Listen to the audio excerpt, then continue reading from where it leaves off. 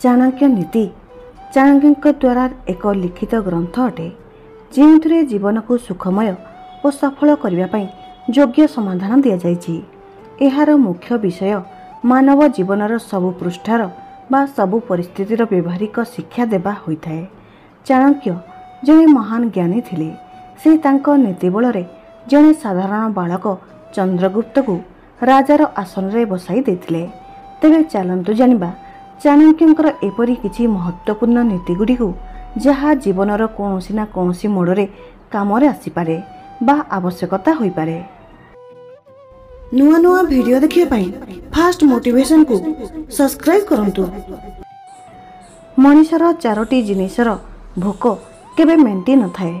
धन, जीवन, बासना और भोजन यही सब पाई मनुष्य सबुबले भोकिला रही थाए। यही सब केते भी मिल जाऊ किंतु तार लालसा केबे समाप्त हुए नहीं। जीवनर एही लंबा यात्रा रे एहा भाभी चलंतु कि केबे भी खराब स्थिति आसीपारे। एथिपाई एही खराब समय पाई किछि धन अवश्य संचय करी रखंतु। जेबे मनुष्य उपरे खराब समयर छाया पड़ी थाए तो प्रथमे व्यक्तिर निज लोक माने पर हो जाती। जदि धन एही समय रे तांकठारे थिबो तो से एही खराब समय सह लड़ी पारिबे।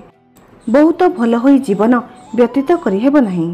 काहेकि ना भल और सरल व्यक्ति को जे केही दबाई दे थाए तांको सरलता और सचोटता को लोके पागलामी भाभी थांती। जेमिति सीधा गछ गुडी को जंगल रे प्रथमे काटी दिया जाय थाए और बंका तेढ़ा गछ सेमिति ठिया होई थाए। एथिपई आपण एते सीधा होंदु नाही कि लोके आपण को लोटी खाई जिवे। पेचा दिन रे देखि पारे नाही। एथिरे सूर्यर कौन भूल होई पारे। जेउ गछरे पत्र हुए नहीं कि फूल हुए नहीं सेथिरे बसंत ऋतुर कौन दोष होई पारे। चातक पक्षीर मुहरे एक बुंदा मध्य जल पड़े नहीं तो एथिरे बादलर दोष कौन होई पारे। यह सब विधातांक दान अटे। ईश्वर महान अटंती, सर्वशक्तिमान अटंती। संसार सबु डोरी भगवान का हाथ रे अछि।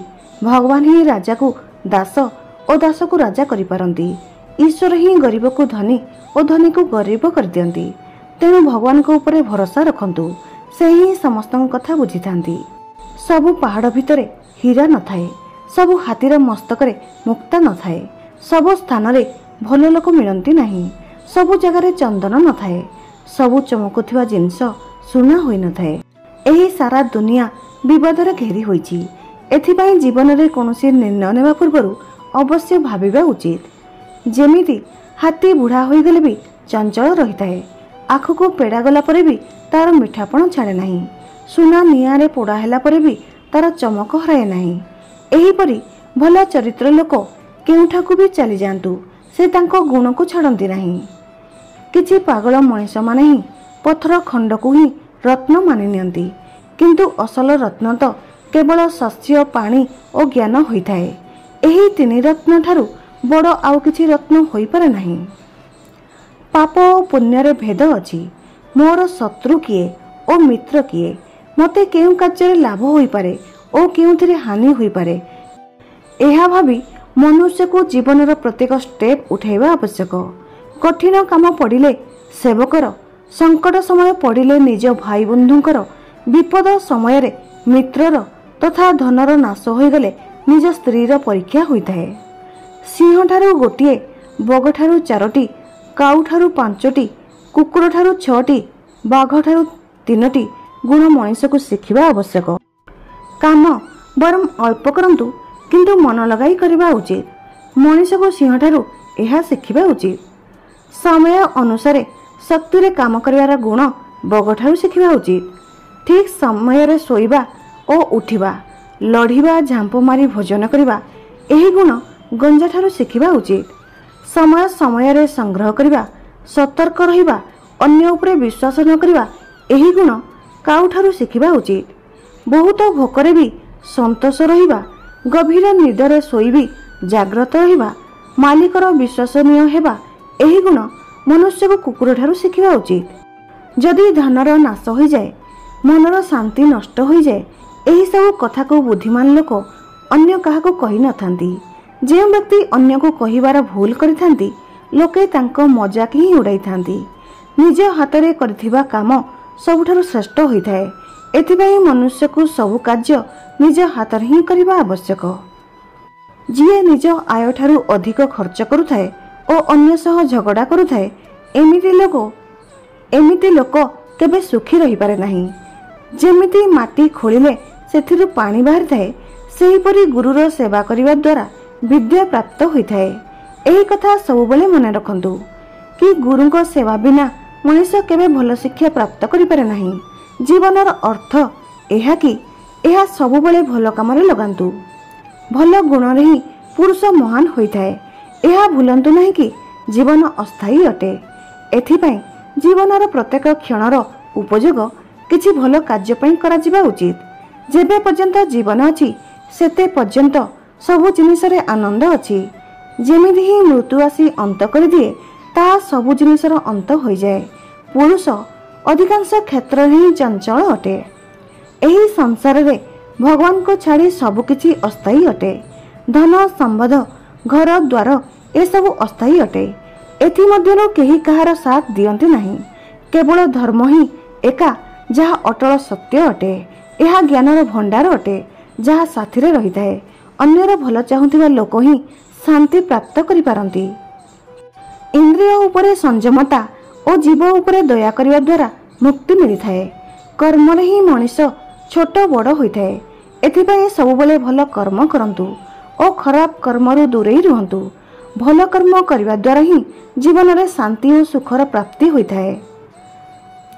जेउपरि फूलरे सुगंध, राशिरे तेल, काठरे अग्नि, क्षीररे घी ए सब को बाहर देखि आपण एहार गुणर विषय अनुमान करि परिबे नहीं। काहेकि ना एही गुण बाहर देखा जाए नहीं। एही गुण को चिन्हिबा पई बुद्धिर आवश्यकता होइथाए। ठीक एहीपरि मानव शरीर रे आत्मार निवास होइथाए। एही आत्मा को आमे शरीर रु अलग करी ताकू चिन्हि परिबा नहीं। केवल निज विचार रे ही एहार फरक करि परिबा। देवता माटीर मूर्ति रे बा मंदिर रे विद्यमान नाहंती। देवता केवल आम आत्मा और भावना रे बसिछंती।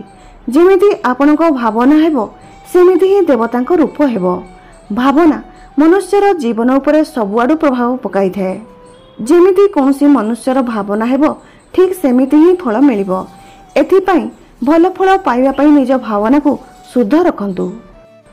जेउ ब्राह्मण प्राकृतिक रूप से सृष्टि होइथिबा फल और अन्य पदार्थ को खाई एही संसार रु दूर जंगल रही ईश्वर को पूजा करिथाए तांकु ही वास्तव रे जणे भक्त ब्राह्मण और महापुरुष माना जाए। दुष्ट मनुष्य और साप भितर किए भल होइथाए? एही प्रश्नर उत्तर हेउछि कि साप केवल समय आसिले दंशन करिथाए, किंतु खराब लोक सबुबले क्षति करी साप ठारू भी भयंकर होइथाए। सागर सबुठारू महान अटे, किंतु एथिरे भी तोफान आसीथाए, एथिरे भी झड़ आसीथाए। निज सबु सीमा को भांगी विनाश मध्य कर देइथाए। किंतु प्रकृत साधु और ज्ञानी लोक केबे भी निज सीमा भांगती नहीं। कौनसी मनुष्य केते भी सुंदर होइथाउ कि तांको जन्म केते बड़ राजपरिवार भी होइथाउ, किंतु जदि से शिक्षित नुहंती तो तांको अवस्था सही फूल परी होइथाए, जे देखिबाकू तो सुंदर होइथाए किंतु सुगंध ठारू वंचित अटे। शस्त्रधारी केबे भी आक्रमण करि पारे, सिंह थिबा पशु केबे भी मारी क्षतक्त करि पारे, स्त्री केबे भी मिछ दोष लगाई पारे और राज परिवार लोके टिके टिके कथारे बिगिड़ी जाती। एथिपाई एमानक मित्रता और शत्रुता बहुत विपदपूर्ण होइथाए। एमानक साथ जीवन रे केबे भी कला बादल अर्थात विपद को निमंत्रण करि पारे। तेणु सतर्क और सचेतन रुहंतु। आपनको जदि एही वीडियोटी भल लगे please like, comment, share and subscribe करंतु। जय जगन्नाथ।